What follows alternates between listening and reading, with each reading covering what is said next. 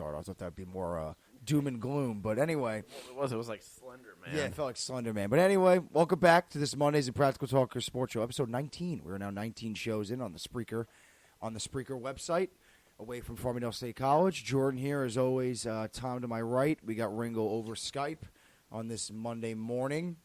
We got...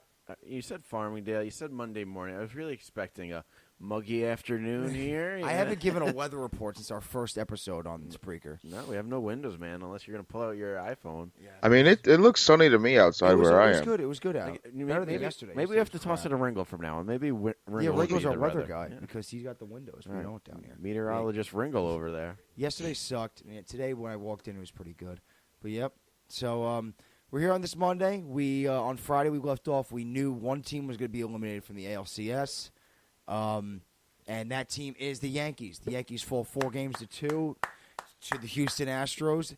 As the Astros go to their second World Series in 3 seasons, they face the unlikely Washington Nationals. So it'll be Nationals-Astros in the 2019 World Series Championship. Now the Astros are looking for their not only second appearance in 3 years, their second win in 3 years, establishing their dominance over the AL if they could win this one. The Yankees, where to begin? Where to begin with the Yankees? Huge. They won Friday. They had a game Friday night where we left off. Like I said, we were talking about it. We didn't know if they were going to be able to beat Verlander and Cole back to back. Cole didn't want to pitch in Game 6. I was going to say but that was what's on paper. That's what was given to us. So that's what we were going with, and it was going to be a tough task to do. And they got the first part done. They beat Verlander. Then it came out that, you know what? The Astros, we're not going to pitch Cole on Game 6. We're going to see him for Game 7 in case it goes Game 7, which obviously it did not get to go. But the Yankees did do what they had to in the Game 5. They beat up Verlander in the first inning for, 4 runs? Yeah, that's all they needed. I was going to say, that's it. That was the whole game, Game 5. Well, the whole game, Game 5, was the first inning. Yeah, that was it. And then there were zeros across the board to the end. I don't even think there were much hits after that. Yeah. So Yankees stave off elimination on Friday to stay alive in Game 5. Yeah, like you just said, Tom, that was it. Run by Houston in the first, and then the bottom half of the inning, Yankees put up a 4-spot on an Aaron Hicks home run, and that was it for the whole game. No one else really did anything. Paxton with a great performance, really a heart-worthy performance, pushing through in that game. He was about to get pulled out of the game. He told Boone, I got one more batter left in me. It was a scary one more batter as the ball was hit to the warning track, but he got him out. That's what you love to see, though, as a fan, as a player, as a teammate, anything. Just some guy out there battling. He was at, 111 pitches when Boone went out there to try to see how he felt all year. And it took to the second to last game of the season. Yeah. And then, Canely, Britton, Chapman shut down the door, and the Yankees stayed alive in Game 5. And what they did that game, what they couldn't do the past 2 games, they live and die by the home run ball, which they did most of the season. And that carried into Game 6 as the home run ball was their go-to in Game 6. They got immediately in the first inning in Game 6 they were down 3-0? Yep. Houston scored 3 in the bottom of the first. 3-run home run right off the bat off Chad Green in a bullpen game. It's like, oh, no, here we go. It's Game 6 elimination game. You don't want that's the thing. The road. You don't want to go down 3-0 in the first inning. But you also don't want a bullpen game. For what? The Yankees? Yeah. If they didn't go bullpen game that day, they would have to go bullpen game in Game 7. Houston did a bullpen game too. It was smart for both teams to do a bullpen game for Game 6. They had to. They had to with the 4 games in a row. It was smarter for the Astros to do it because the Astros, if they lost it, they were fighting another day. But I don't. No, they didn't get the travel day because of the rain out on Wednesday. They had to do a bullpen game. What they didn't get. They didn't get the travel day because of the rain out on Wednesday, so they had to play the last 4 games of the series back to back to back to back. Mm-hmm. So what would they would have done if they didn't do bullpen game? I don't know. Pitch someone on short rest, do something. Yeah, that would have been extremely risky. That would have been risky, but it would have been Cole and Severino? It was 7, yeah. Game 7 was Cole Severino. Well, no, I'm saying Game 6 it would have been Cole and Severino then. And Game 7 would have been a bullpen game. And then Game 7 would have been, yeah. Yeah. You can't have Unless Game 7. they threw Greinke out there who really who doesn't look great in a Game 7. I don't think they would have done that. But we thought Cole was going to go in Game 6 and really just not even let them go to 7, but they were going to wait for Cole in Game 7. Now they got Cole Game 1.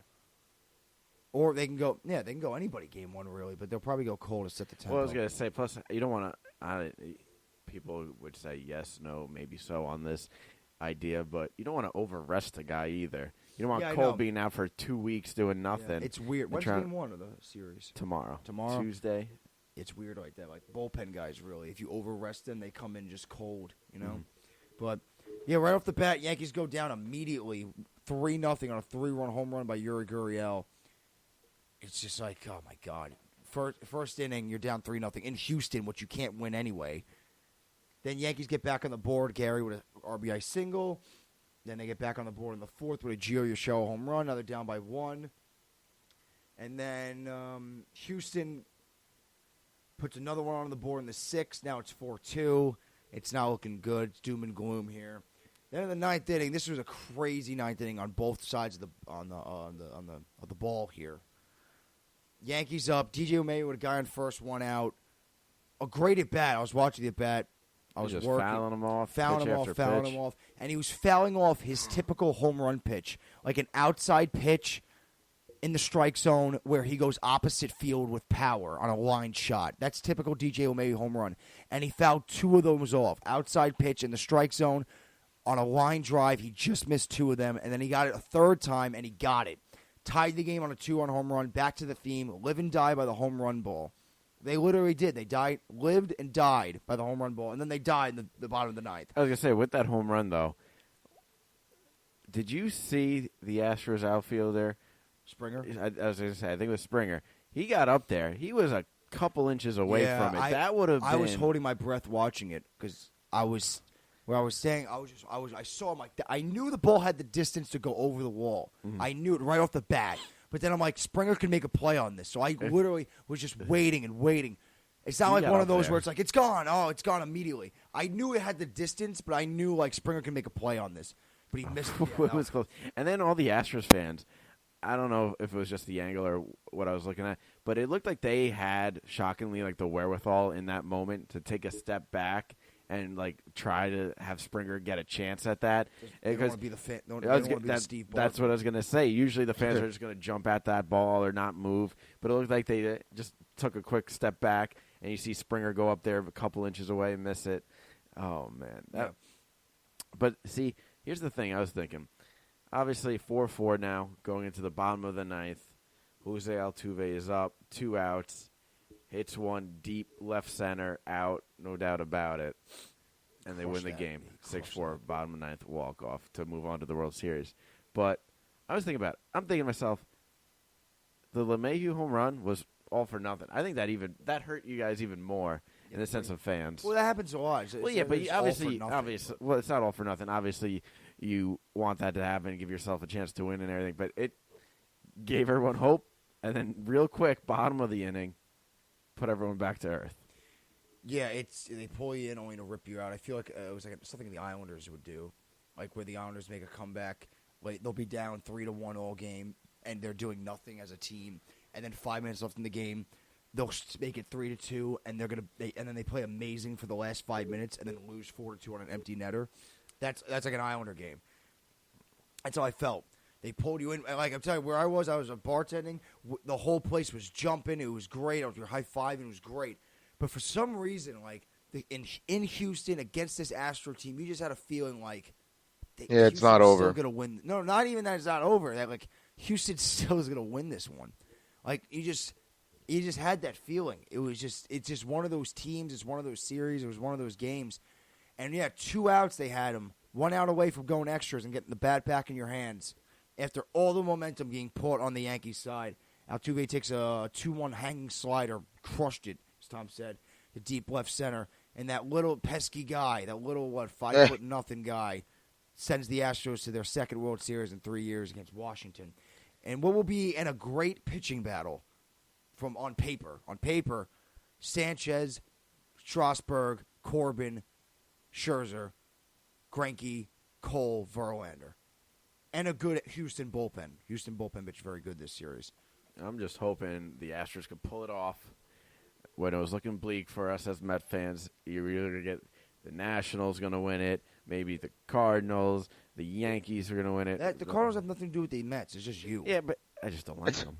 That's I don't know. What, Rick, I can't just not like a team? Yeah, but then you said you started off like saying it was like, Well, it's the that was Nationals, good and for the Mets. it would go like this: Nationals, Yankees. Those are the top two. Yeah, You just don't want to 100%, win it. 100%, Okay. yeah. Then after But that, the Cardinals is a personal thing. Yankees shouldn't be in the top 2. Yankees should be number 6 or 4, whatever it is. I'm sorry, Ringo. I forgot the Phillies and the Marlins were in the postseason.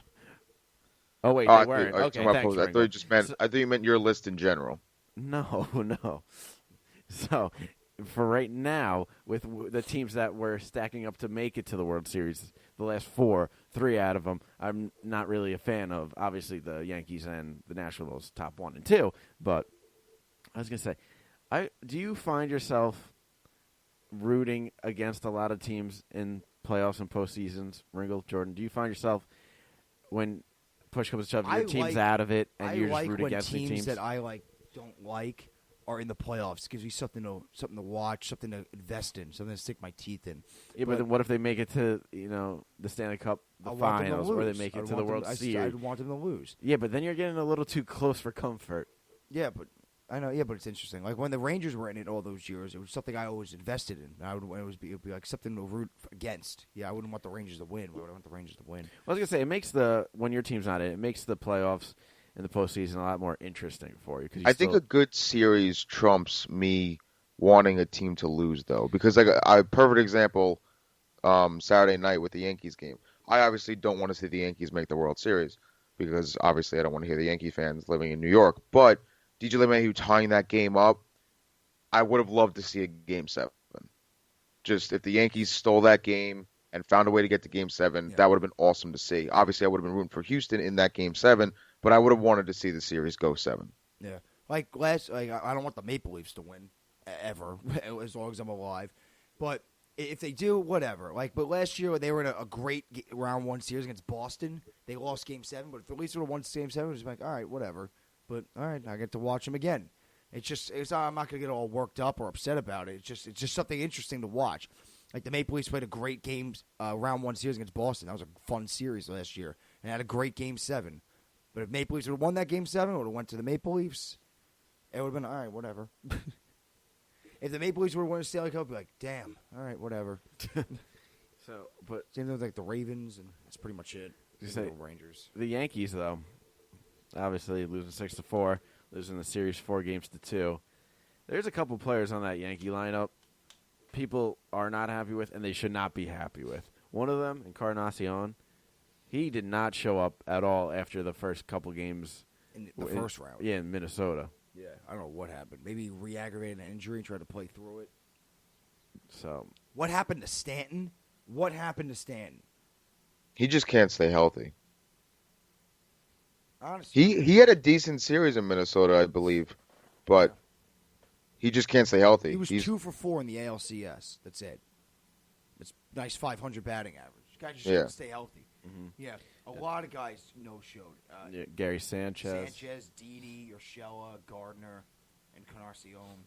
Yeah, after LeMahieu, Judge, and Torres, and Hicks. Other than Hicks had that one home run, that big home run. Literally the only thing they did. That was it. They fell asleep, the offense, and a lot of those guys might be gone next year. Well, no one hit above 250 for the series except for 2 people. DJ LeMahieu at 346 and Gleyber Torres at 280. Yeah. Judge was close with 240 and then Urshela with 238, but no one hitting above 250 besides 2 guys on that lineup. That's a recipe for disaster.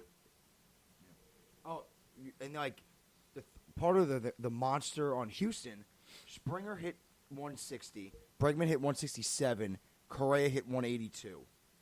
Yeah, but then you look down the line, you have Altuve, Brantley, Mrazek. Mrazek was a bench guy. He wasn't really a starter. That's why he hit 333. What did Gurriel hit? Because he had a really good season. 125. Wow. Yeah, but game I said this on the show. 2 for 4. I said this on the show. Look how many guys we mentioned 4 guys, 4 big pieces hitting in the 100s. But they got the hits when it mattered. Gurriel got a 3-run home run in the first inning in Game 6. Springer had a home run off Ottavino that changed the series. Correa, a home run that won a game. Altuve would hit 348, so he was just everywhere. And yes, the average they got is the hits bad, when they but needed. Yankees didn't. Yes, the average is bad, but it's only 6 games. Yeah. Like But it's then, not like but then they would wow. also need their home runs because they're a home run hitting team, and they didn't even get that. No, you look at the averages. They're very other than the Brantley and Altuve hitting in the 300s. The averages are horrible on the Astros. But what I kept saying on the show, I'm saying it again. They got the hits and the home runs when it mattered.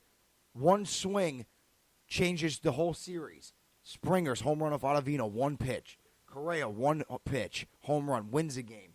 Gurriel, one swing, 3-0 in a do-or-die game. Anyone else I can think of?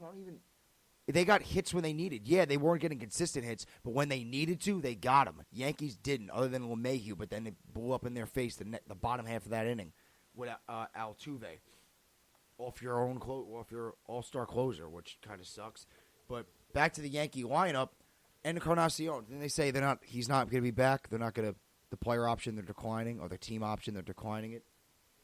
That I'm not sure. I thought I heard someone say that to me yesterday. No, you might be right. I just don't know. Yeah. Didi's probably gone.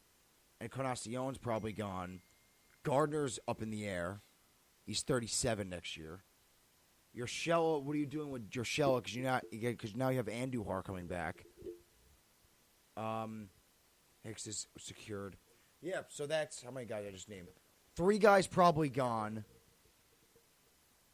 3 guys probably gone, and 1 guy you don't know where you're putting him because you have an all-star third baseman coming back next year. Then, And you also have DJ LeMahieu on there. And you have DJ LeMahieu who's going to stay in the lineup. So, with Didi gone, then Glaber goes to short, and then maybe you could do. I don't know what Voigt's status is. yeah. Can Urshela play second base? I don't know. Honestly, that's not an area of concern. You guys need pitching right now. Yeah, I would think the bats will work themselves out. Yeah. For the time being, They but need I think another the main starter. focus and the should man be- that they played is a free agent, and I don't think Houston can re-sign him. I don't think anyone's going to. I don't know if anyone would ever have enough money in the world to sign this guy. This guy deserves to be the top paid pitcher in baseball after the season he just had. The Yankees might just have to do that, but the thing is, they have not done that since 2009 when they won the World Series, when they spent that big. Well, I was going to say the Yankees used to be just buy. But I still feel like if there's a player out there and they want him, they'll go out and get him. Yeah, but hey, 2009, how they win that World Series? They went out the year before and got A.J. Burnett and C.C. Sabathia, who carried them during those playoffs. They were locked down, shut down pitchers, C.C. and A.J. Burnett. They went C.C., A.J. Burnett, Andy Pettit was their 3-headed monster in the postseason, and that's who they rode, and they trusted them. We went in every game in that 2009 trusting one of those pitchers. This year, you have Severino on the mound. I don't know what you get from Severino. You have James Paxton. I don't know what you're going to get from James Paxton. Tanaka. You did trust him, but then he backfired. Yeah, Tanaka was the guy, but then he got blown up in Game 4. So that's what they did in 2009 to win. They went out in the offseason. They dressed what they need. We need pitching. They got Burnett. They got Sabathia, and they brought them a world championship. Maybe they have to do that this year. This could lead us into these past 2 seasons, like with the question of, are the Yankees underperforming? And I think we can all agree that they are, because after that 2017 loss to the Astros, and they went out against Stanton. Yeah, they went out against Stanton. They went out and improved, and it's been World Series or bust since then. So, and they haven't made it to the World. They haven't even made it to the World Series. Yeah, they haven't made. They have not even been there. So, we posed the question: is this a failed season? I think so. I would say yes also. Yeah, if you don't make it to the World Series, and not even if you don't make it to they had to win it. Even if they went to the World Series against the Nationals and lost, that's still a failed season. Yeah, no, Houston is the better. Yes, Houston is the better team, but you're good enough to beat them, and you got to find a way to get it done. Yeah, and they have completely mismatched, like a Twins Yankees. This is not the NBA. Just with the Warriors running rampant on everybody. All right, this is the MLB. They had a chance. They could have got it done. In the MLB, doesn't matter what team, could have been the Orioles. They have a chance to win at least a game here and there. That's the MLB for you. It's not the NBA. They have to get it done. It's just that they need to finally address the starting this year, pitching. It's not a failed season because the Twins didn't win the World Series. It's not a failed season for the Cardinals because they didn't win the World Series. It's a failed season for the Dodgers. it's a failed season for the Yankees. And if Houston loses, it's a failed season for Houston. These are teams that got to win the World Series, and someone's got to fail. And yeah, the Yankees won 106 games this year. All right, great, win a World Series. You didn't. I think it's a failed season. They failed to win what they were supposed to win. If they were the Rays didn't have a failed season. Rays had a very good season. There's nothing. They weren't expected. They didn't have those expectations. I was going to say, you just said the right word just in that moment. Expectations. There was no expectations with the Rays. With the Astros, with the Yankees, those high expectations lead to failed seasons. For instance, the Mets. If the Mets made the playoffs, even if they just made the playoffs, it would be a successful season. Yeah, they got the wild card.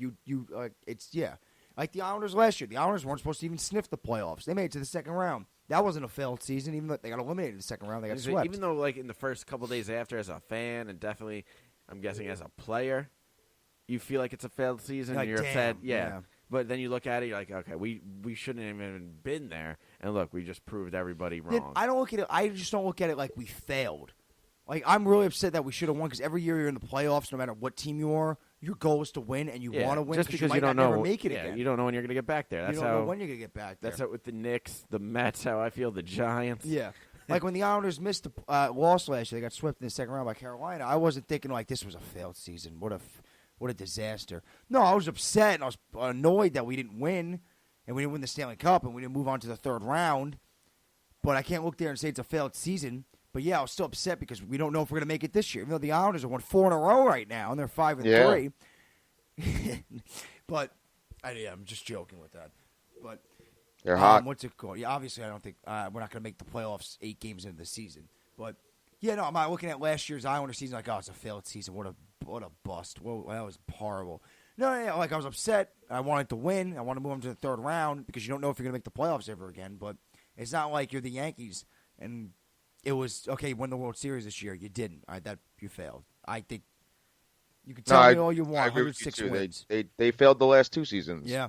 2017 was their Rays season of this year and their Cardinals season of this year. Yeah. Like that was their 2017 coming out Something party. To be proud of. And then 18 and 19, it's been World Series or bust. Yeah. And what everything the Yankees been through this year, you kind of like I had the feeling like maybe this is it. Like they got through so much this year, and now they're in the ALCS. Injury, one after another after Their another. path was a lot better due to Boston not performing well. They won the division with ease. I was going to say, with all those injuries, it sort of felt like them battling and going with the whole next man up, that they could have done no wrong. It seemed like it was on their side. The baseball guys were looking at them like, and that's sort of how the Nationals feel and how the Mets felt back in 2015. It just looks like they were capturing lightning in a bottle, and they were running with it. And some teams, it doesn't run out that fire. That fire doesn't run out. Look at the St. Louis Blues. They ran that hot streak from end of January to the Stanley Cup, and then they won it. So once in a blue moon, a team, any sport will catch fire and run with it. So, but that's all you got to do. All you got to do is make the playoffs. Anything can happen. It's a new season for every team. There's upsets every year like that. Look at the Cardinals and the Nationals. They don't always win the whole thing, but it can obviously happen. I was gonna say the National League. No offense to Cardinals or Nationals, but just it was weak. Once the Dodgers lost, there was nobody in the National League that you were like, oh, easily gonna make it. It was up for the Cardinals. It was up for the Nationals. Either way, that series went. I would not have been surprised. But that's the thing with sports. It doesn't matter the league you look at. There's always going to be failed seasons. It doesn't matter the team because there's high expectations with multiple teams in multiple leagues. So, with that said, obviously, a couple of those teams aren't going to make it to where they need to be, aren't going to win it, and those are failed seasons. Like, you look at the NBA season starting tomorrow. You have the Lakers, the Clippers, the Warriors, the Celtics, the Nets. All those teams should and will have high expectations going into the season. And guess what? All those teams are not going to do what they need to get it done just because simply there's only one winner. And that's how you look at it. The Warriors, they met their high expectations year after year, except for here's a Cavaliers win once in a blue moon. So that's just sports for you.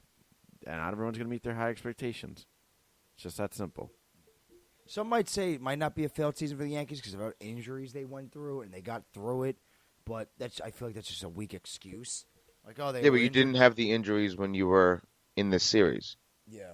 You I had mean, a besides chance- like Stanton, but Yeah, they but like still you could've won weren't the depleted series. like you were throughout the year in this series. Yeah.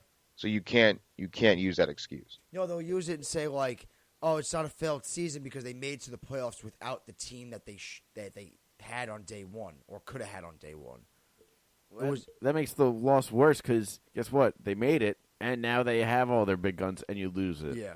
Yeah. I'm not defending. I'm just saying other Like I arguments. say, if they went into the series though with all those injuries and a depleted lineup, then maybe okay. But also, do you think that the Yankees are better for it with all those injuries? What do you mean better for it? Without all those injuries, do you have an Urshela? Do you have? Right. Yeah, you don't have a certain lot of guys you that don't. you don't even know about. Do you have a Talkmans, the Mabins? Yeah, but they're not gone. They're still going to get their Well, no, opportunity. not that, but they wouldn't have played. They would have maybe still been in the minors. They wouldn't have sniffed the field. But guess what? Now you have players who can go out and produce for you at a high level. They wouldn't even have thought Yeah, but of. you don't know what Stanton would have gave you all season. You don't know what Andujar would have gave you all season. Those are all unknowns. But Several, that's not the point. The point is you could possibly in the long term be better for those injuries in the beginning of the season. Yeah, that's good. That's Yeah, but what I'm saying is Stanton and Duhar could have done better than even as good as those guys Talkman and Urshela have done. Stanton and Duhar could have been even better. Yeah, that's great. No one's arguing that. But that's not the point. The point is that they might be better for it. I see what you're saying, Tom. Yeah. No, Tom, I'm not disregarding what you're saying, but I'm just saying, yeah, it's nice to know that you have those guys now. But I'm saying for the overall Yankees season, you could have won a couple more games with better play from Stanton and How many more Duhar. games you want to win in the regular Yeah, season? I was going to say, Ringo, No, the I regular know. season in the beginning of the year, like I said, those If games the didn't Yankees matter. would've won- If you the told Yankees me would have going won. into day one that the Yankees would win 106 games, you didn't tell me how they would do it or who would play in it. They And won I would say, 106 or all right. 103. They won 103. 103. Okay, they were 106. All right. So, but what I'm saying is, if they won 5 more, then they would have got home field advantage over Houston. I understand, like, it is what it is, but I'm just saying. Yeah, no, it's nice to know that you have those guys back there, but like it is also unfortunate that you're like two big names in Andujar and Stanton weren't there for you all season. Yeah, I can understand that because they Yeah, but it's not weren't like there they for lost them. production. Well, I was going to say, I can understand in the sense they weren't there for them in the postseason as well. But if they came back in the middle of the season, at the end of the season, there's no. No, it's problem I'm not saying it's a negative, like They it's a didn't lose total their negative. production. Like DJ LeMahieu and Gio Urshela really made up for those losses. yeah, LeMahieu and Troy Tulowitzki were signed to be depth guys, and like obviously Tulowitzki, his time was just done, but LeMahieu just out of a cannon. Yeah, that guy's just a pure hitter. Yeah. That guy's like I can't say 5-tool because he's not really that fast, but he has everything He's but a the 3-tool. The 5-tool player. Like Trout's a 5-tool player, like the rare 5-tool player. DJ he just doesn't have the speed, so I guess he's 4. Then he's not a 5. So He's, not he's a 4-tool player then, because he's not like he's not like the base guru, base running guru.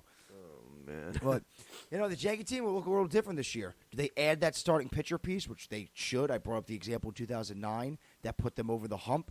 A starting pitch, an ace, a pure ace, a true ace, could have put them over the hump this year. Well, do you think they go out and get him with Cole? I think the Yankees get their man and get Cole. It's not their man right now. It's not their man, but they can't go. Like we Well, said this in the last sense year, of they their have to make a man, move. in the sense of they need a starting pitcher, so that's their man. They get their man. They need like an ace, and that's Cole. And would I love Cole? Yeah. Do I think they'll do it? I don't know because they haven't really spent money in the past, like big money. Like, they haven't gone that big name yet. So, all right, and then Nationals, Currently looking to Astros. see who else is out there. They start tomorrow night. Jordan, who wins the World Series? How many games? Give it to us. I think Houston takes it in 5. All right, Ringle. I'm gonna say I'll say Houston in 6. I was gonna say Houston in 6, but you know what? For my well-being, I need it to be like Houston in 4, Houston in 5. All right, I don't need this going to So Game what is 7. We're going Houston in 6. But I'm just saying that's what I believe. I think the Nationals are going to win a couple. But if the Nationals do what the Yankees did, pull out a couple, pull out a Game 5, and then in Game 6 hit a late home run, I'm going to be nervous because the Nationals have lightning in a bottle right now. They are one of those teams. They're the St. Louis Blues right now. Yep. So they could. They could do it. Yep. So Game 1, as Tom said, tomorrow is tomorrow night. Nationals home. Nationals on the road in Houston to play the Astros for the 2019 World Series. Astros looking to win their second in 3 years and really become a mega power. Remember what the Astros were like? One of the worst teams. Yeah, like from 2009 till now, like they were one of the worst teams. When they were in the NL. For the early part of of this decade, they were in another league. Yeah. But like you look at that in any league, and that's the case. You look at the Rams in the NFL. The Rams were a horrible team. They're good rebuilders. Yes. You look at the basketball world. You have the Warriors. They were horrible.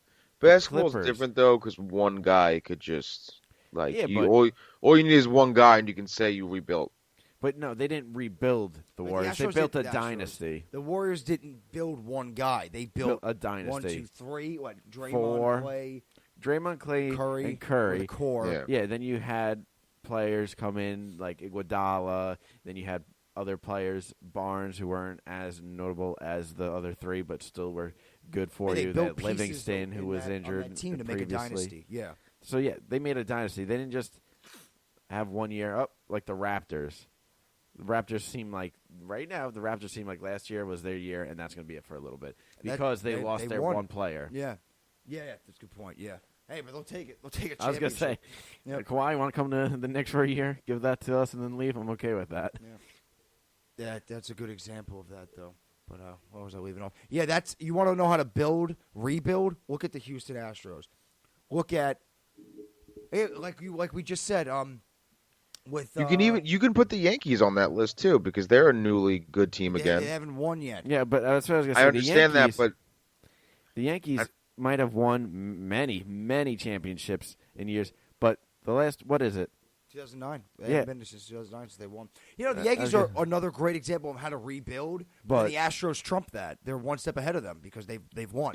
Yeah, of course. Yeah, we'll get like we just said with the Warriors. The Warriors added they built guys like Clay, Curry, and Draymond, and then added pieces around them. Mm-hmm. Astros built guys like Springer, Altuve, Bregman, Gurriel, and Correa, and add pieces around them like Cole, like Verlander, like Michael Brantley, who they thought was done after he was done in Cleveland, comes to Houston and plays amazing. That's how you do it. Add a piece like Osuna in the bullpen. He blew it in the ninth, but he's been very good. So you want to rebuild? Look at Houston. But all right, that'll do it for the baseball for today. Spent the first half hour on the show we're all going Astros World Series. Yep. So we'll be back Friday. We'll have a firm grip on the series. On Friday we'll have games 1, 2 Wednesday, and then Friday night will be game 3. Mm-hmm. If that goes in, Ringo, you want to add something? Tom likes the stats. I'll do the stat of the day right now. Let's hear it. I do like stats. I saw something last night. I think this is going to be the first decade since 1910 that the Yankees haven't won a World Series after this season, I believe. That's crazy. Well, so they don't. Yeah, I guess so. They don't. 2010 to 2019. Yeah. Isn't it 2020? Well, that's what. But that would be a new decade. At 20, you start the new decade. Yeah, so. 10 counts. Mm-hmm. So 20 will count till 29. And that's 10 years. 10 to 19 is 10 years. So like 10, 11, 12, 13, 14, 15, 16, 17, 18, 19.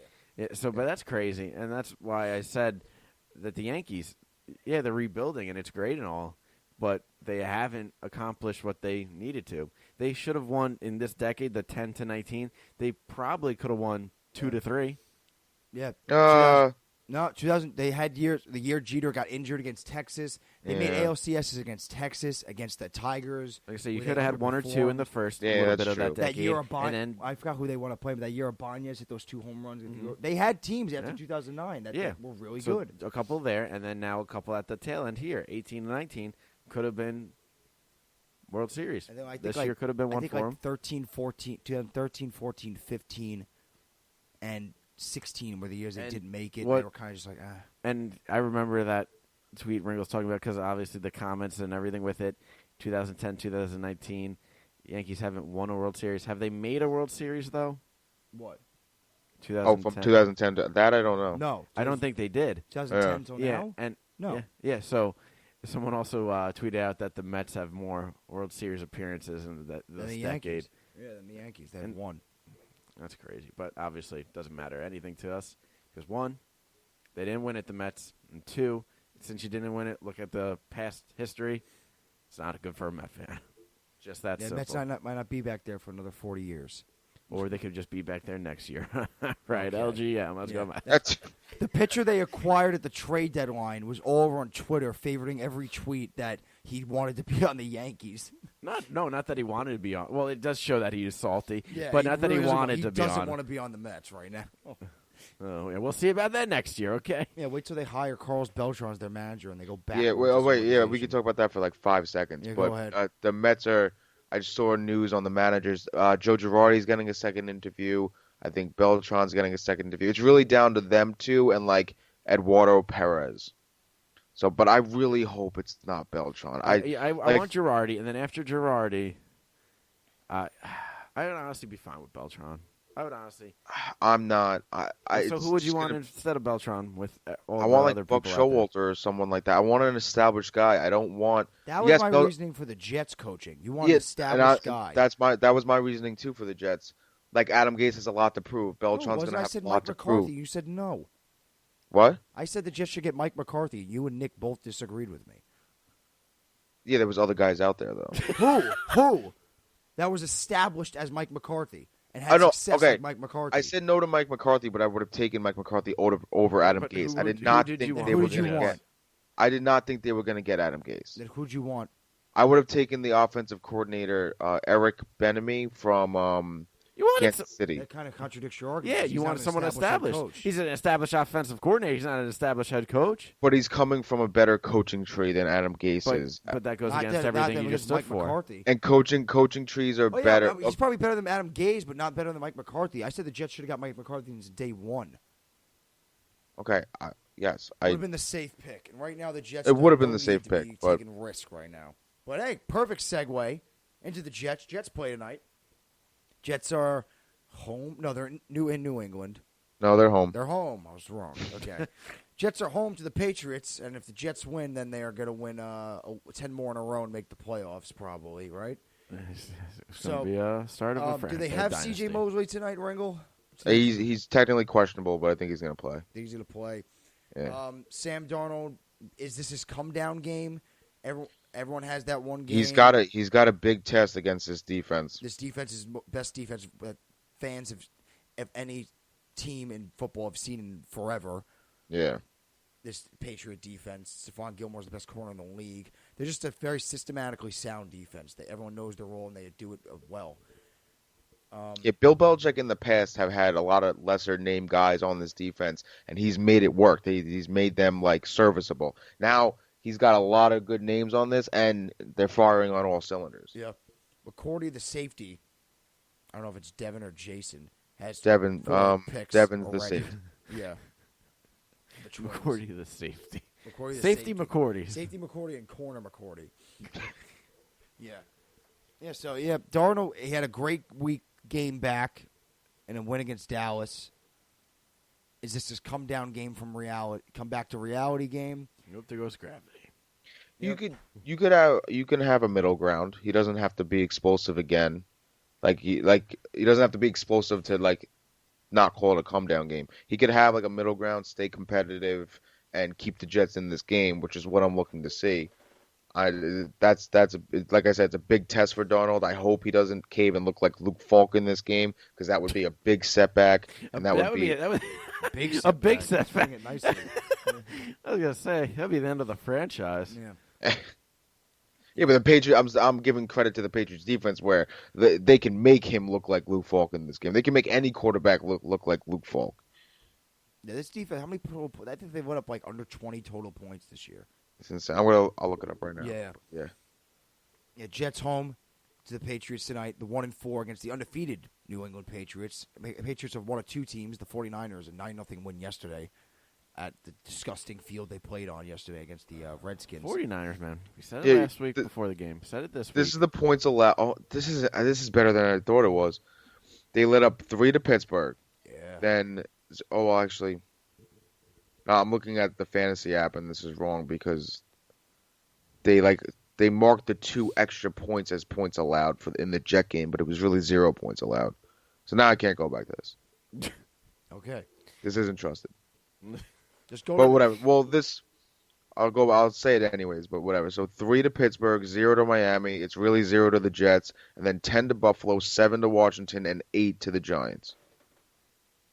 It's all. Yeah. Wow. One game at double digits. One game at double digits. That's like Ravens defense. That's like Bears, and back in the day, it's like Steelers back in the day. That was the Jets defense in 2009. They were that level. Were they this That's level? That was the Seahawks defense in 2013. Were they this level of Seahawks, putting up double digits I was once? gonna say, well, I don't know about that, but the Seahawks were. They were. I remember in 2009, or it might have even been 2010. It was one of those years, but they were winning games like 10-9, 10-6. They were like Mark Sanchez couldn't do obviously what Mark Sanchez couldn't put up a lot of points, and that offense wasn't as good as the defense, obviously. But they were winning low scoring games, and the other team wasn't putting up more than 10 to 14 points. That was the year with the Revis days and the Rex Ryan days. Yeah, that was. I think that was It was 2009, 2010. It was one of those years. As quickly as that team rose, as quickly as they fell on their face. Yeah, they had 2 years, 2 chances, and that was it. To think that the Jets made 2 AFC championships back to back, and then fell apart. Let's just get everyone back together. Let's get Rex Ryan, Mark Sanchez. Let's get some Braylon Edwards, some Darrell Revis. Just throw them on the Jets, see what we could do. I saw someone yesterday in a Braylon Edwards T-shirt. That was surprising. But Le'Veon Bell, kind of doing okay, not great. Well, is he doing it? Now, comes the question. Is Le'Veon doing okay because of Le'Veon, or is Le'Veon doing okay because of the offense and the offensive front?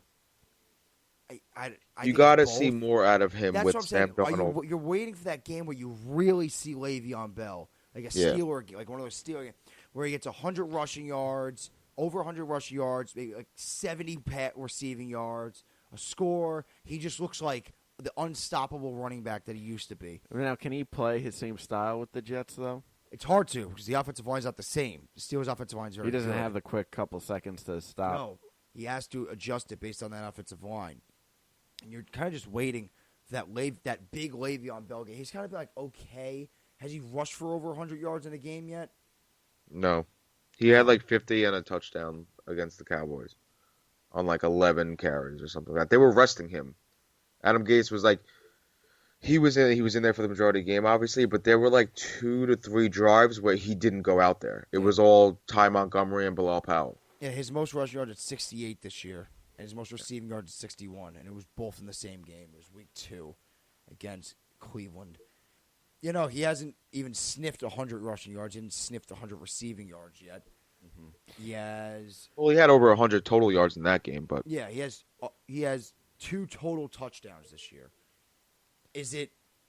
Can you point it to the weaker team he's playing on? Can you point it to he was off for a year? Can you point it to a combination of both? It is a combination of both. There's a third factor is that Luke Falk was the quarterback and the offense, the playbook wasn't open enough. The first factor, it's the team. Yeah, that he's on right now. I think they definitely probably all play a factor. Yeah, but Tom just said, which is the play calling. See, but now here's the thing: no matter what reason, multiple reasons all together combined for a reason, it doesn't matter. He's just not performing like he needs to, and that's the simple fact. He got paid, not as much as he wanted to, but he got paid nicely. So, no, which is why now the Cowboy game was his first game back with Sam Darnold. You got to see how the next game or two go and see if it's there, and that's what you're looking for there. Mm-hmm. You're looking at Le'Veon Bell just as much as you're looking at Sam Darnold. I brought this up on the previous show that 1 week you can look like $1 million as a team or a player, and the next week you can look like 4 cents. Last week the Jets looked like $1 million, and the Cowboys looked like not even $1. And then 1 week goes by, and the Cowboys blow out the Eagles 37-10 on primetime. Yeah, they turned it The around. Jet fans, they saw that last week, and they're ready to run to the Super Bowl. It can easily go the other way this week. Easily. You see it every week. There's no reason to jump to conclusions. Let's take the Cowboys win, be happy about it, The team that move you on just to the next destroyed week. last week and embarrassed another team. And it can easily flip against you this week because now you're playing the Patriots, who have been $1 million until now this year. Yep. So let's not get ahead of ourselves. Let's not That's the jump NFL. to playoffs or wild card. You finally got your first win. It took you 5 weeks. You got your first win. It can That's easily flip. You can't judge a team based off of one game, no matter who the team is, no matter anything. Yeah, the Ravens got embarrassed by Cleveland this year. Now the Ravens are 5-2 and just beat Seattle. Yeah. It 1 week doesn't tell your season. It 1 doesn't- week, one series, one game, nothing. And 1 It week just, doesn't dictate how you're going to look the next week. So, hey, we saw with Daniel Jones, his first rookie game. He was unbelievable, kind of came back down to earth. Well, The other day, he kind of, okay, gonna Tom, say- you want to bring us I through was the gonna Giant say, game as I segued into the Giants? perfect segue. Yeah. Oh boy, not a heartbreaker, Yeah, obviously. we missed the game. We were working yesterday. Yeah, but it's not a heartbreaker in the sense of this was a make or break for the season. It's heartbreaker in the sense of it was out there for the Giants to win, and they should have won it. It's just that simple. They should have won that game against the Cardinals. Obviously, first quarter comes and goes, and they're down 14-0. Yeah, they're down quick. Yep, second quarter Quick. comes down 17-0. They're down 17-0. Then they put up a quick 14 with a Daniel Jones beautiful pass to Red Ellison, and then after that, they blocked a punt in the end zone, recovered for the touchdown. So quickly back to 17-14 before half. So you're thinking, all right, they're in it. The Cardinals are without David Johnson, even though David Johnson started the game. They did not play him at all. It was all Chase Edmonds, which actually probably in return hurt the Giants because Chase Edmonds on the day, 3 carries over for, well, he had 3 rushing touchdowns, all carries over 20 yards or more. First quarter, he had Chase Edmonds. He's David. David I Johnson's know who he is, backup. but Yeah. backing up David Johnson. Did he So get hurt? David David Johnson Johnson- was hurt going into it, and then after the game, the reports were out that they were only going to play him on a needs basis, and they didn't need him. So that would have been good to know. But yeah, Chase Edmonds, 20-yard run first quarter, 7-0. Chase Edmonds, 20-yard run first quarter, 14-0. Chase Edmonds, 22-yard run third quarter, 24-14 Arizona. Then after that, in the fourth quarter, Saquon Barkley, 7-yard run, 24-21 Arizona. Zane Gonzalez with 2 minutes left. It's a field goal, 27-21, and that was all the scoring for the game. Now, deeper picture of the game. Daniel Jones, 22 of 35, 223 yards, a touchdown, interception. Passing numbers right there. Not horrible, not great. They're fine for Daniel Jones, just trying to see how he is. But you look deeper into it, and you look at the sacks. He took 8 sacks. Jeez. Yep. He rushed the ball 4 That times. offensive line's still not good. Still not good. Better, but still not where it It's needs better to be. than what it's been. But see, now here's the thing. Watching the game, some of those sacks were not the offensive line. Some of those sacks were Daniel Jones' fault. Really? When you give the defensive line enough time to rush, That might be Stop. just a coverage sack. Was it really his fault, or was it just a coverage sack? even if it is a coverage sack, throw the ball away. If it is a coverage sack, roll out. See if you can run, which Daniel Jones has been doing on a 3rd and 8 in the beginning of the game. Rolled, ran for a nice 10, 11 yards, picked up the first down. That's what Daniel Jones can do. So he needs to do a better job of getting rid of the ball quicker, understanding what's being given to him. Does he have to roll out? Maybe, maybe not. I don't want him to become like Baker Mayfield in the sense of Baker seems like he's rolling out to the right every other play, but he needs to make sure that there's not a sack given up because he just doesn't get rid of the ball in time. But not only that, he had 3 fumbles. He needs to protect the ball. Yeah. It's just that simple. Yes, he had 1 interception, but 3 more fumbles, 2 of them lost, 3 turnovers on the day with including that interception. That's unacceptable. Yes, he is a rookie, but if you want he had a bad game. it's a bad game. Call it how I see it. It's a bad game. It's nothing great, nothing horrible, but it's Yeah. a bad game even for a rookie. So if you want to win a very winnable game against the Cardinals, they had how many chances in that end there? Down 3, then down 6, and they couldn't do it. They ended up on a 4th and 30. Really? Yeah. How'd that happen? Penalties? It's just the Giants needed to play better to win that game.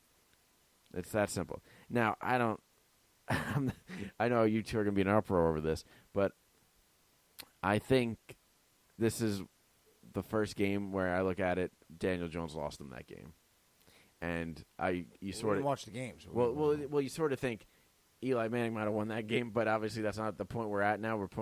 We're at is making sure Daniel Jones develops and could be our guy. But you just look at it and you're like, yep, feel like Daniel Jones might have lost us that game. Evan Ingram also came back from an injury. He saw his numbers. Yeah, well, not a factor because he couldn't handle the ball. He dropped 2 passes right in his hands. Yes, there were wet conditions. It was raining. But if you want to be a top tight end in this league, which he very easily is and could be for many years, you need to make sure you are sure-handed. And he wasn't. He dropped a couple. He had 1 reception for, 6 yards on 5 targets. He did get poked in the eye, and his eye was looking a little messed up. But yeah, the Giants fans kind of took a little page of the Jets fans' book, and we're happy that Ingram and Barkley were back, and thinking everything was going to get back on track, and it didn't. No, I don't know where you get that people get this mentality where you're a bad team and you get some players back, and all of a sudden, nope, we're back. Because those 2 players play on all 3 facets of the football squad. They play offense, defense, and special teams, right? No. I know. It's like we can be happy that they're back. Next week when they play Miami, the Steelers get Ben Roethlisberger back for the year, and in no way, shape, or form are the Steelers back. So, but yeah, the Giants game, it's frustrating for fans in the sense of Daniel Jones didn't play how he should have and cost him the game against a Cardinals team. If this was a different team, this was the Patriots game, and you come out, you lose 27-21, and you couldn't capitalize on those few ending drives, all right. But this game was very winnable. Should have won it. They had the chances, couldn't get it done. It's just that simple. The conditions weren't the best. Maybe that had something to do with a few things. Maybe handling the ball for Daniel Jones, for Evan Ingram, for throwing. But look at Chase Edmonds going off 3 20-yard touchdowns. That's just on the defense right there. You got to stop them. So we'll see going through the rest of the season how Daniel Jones looks. It's been up and downs for him. So the way you want to.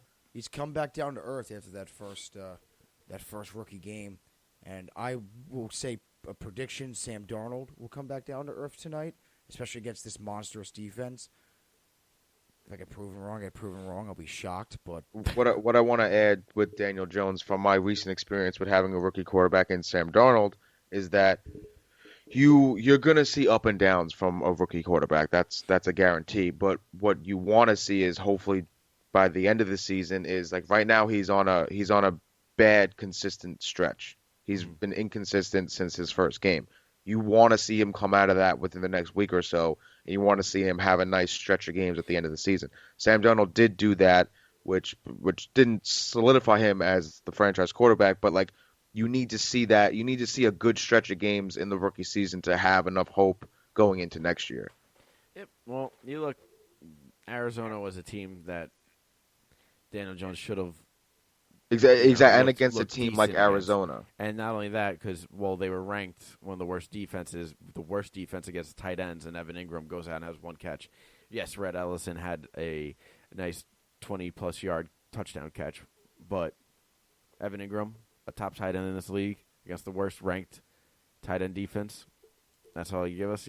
So, but I can understand what we're going with Daniel Jones in the sense of we just want him to look productive and look like he's learning and growing and at least you're going to have the up and downs. Yeah. You're going to have the up and downs, but you want to see him get on at least a 2 or 3 game stretch at some point this season of just consistent games. But see, here's the thing. I understand that, but you can't I know you're a rookie and yes, learning curve, whatever, but 3 fumbles, 2 for a loss, an interception, 3 turnovers by yourself. You have to do a better job of awareness in the pocket, holding on to the ball, and ball security. No. This was a bad game from Daniel Jones. Another bad game to add to his his stretch since his first game. So, yeah, well, we're going to wrap up in a couple minutes. We got to pick the Thursday night game. But before we get into that, Ringo gave you a stat. Obviously, I got to give you a stat here. Tom Cannon. Melvin Gordon, right? Had the holdout, decided to come back. He's just hurting his cause. That's all he's doing. He's hurting himself. Because now it doesn't even look like he's the best running back on the Chargers. Yeah, it's Austin Eckler. It's just that simple. Since Melvin Gordon ended his holdout, I have a tweet here from Elvin Silva. He had 20 carries. Total? Since he came back? Yep. Well, no, I don't think he really played that much his first ago. week. So this doesn't even include yesterday. Before yesterday, he had 20 carries, and they have gained 3 yards or less on 15 of them. That's 75% of his carries. 8 of his 11 targets have gained 3 yards or less. He's just not doing anything. Then you add on yesterday, right? You look at yesterday. He had the fumble on the goal line. Basically lost him the game, right? Lost him the game. Let's be honest here.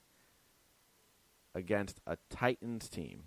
Melvin Gordon had 2 receptions for -3 yards and a touchdown. Mm-hmm. 2 receptions for -3 yards and a touchdown. Austin Eckler had 7 receptions for 118 yards and a touchdown. So here you go. You look at it. Melvin Gordon, 18 touches yesterday for 29 total yards, a touchdown, and 2 fumbles. Austin Eckler, 12 touches for 125 yards and a touchdown. He fumbled with 30 seconds left. Lost him the game. Wow, you literally lost him the game. So Can't do that. all right. Well, let's get into this Thursday night game. Ringle, go ahead. You're running away with it here. Let's go. Yeah, I think I have a positive record. I'm 14-13. So, talk us through it, Ringle. What are you thinking for this Thursday night game? Who's All right, playing so who? the Where are we Vikings playing? host- Spreads? The Vikings host the Redskins. Minnesota is favored by 16 points. This is definitely a tough one. I think I'm going to take the points. I'll take the Redskins plus 16. I'm doing the same thing. All right. Made up a game on Jordan this week, going 2-1. He went 1-2. Going to try to make up a game on Ringle and Jordan this week. Again, Vikings. Going Vikings. Minus 16. Yep. So what's over? I'm 14-13. What are you guys? Do we know? Couldn't tell you. We'll get back to you and All right. have it for Friday's show. Yep. We'll post them on Twitter, too. But that's our picks. We'll come back Friday for Friday's show. For our weekend picks, we'll be a little bit deeper into the World Series. We'll recap Monday night's game tonight. Jets home to the Patriots. And that's about it. Basketball started up a little bit. Hockey's kind of just going along, all right? Nothing really to talk about there. Just kind of just going around about their business for now. But baseball and football really dominating the headlines for now. So that's going to do it. Jordan here, Tom to my right, Ringo over the Skype. We'll see you on Friday.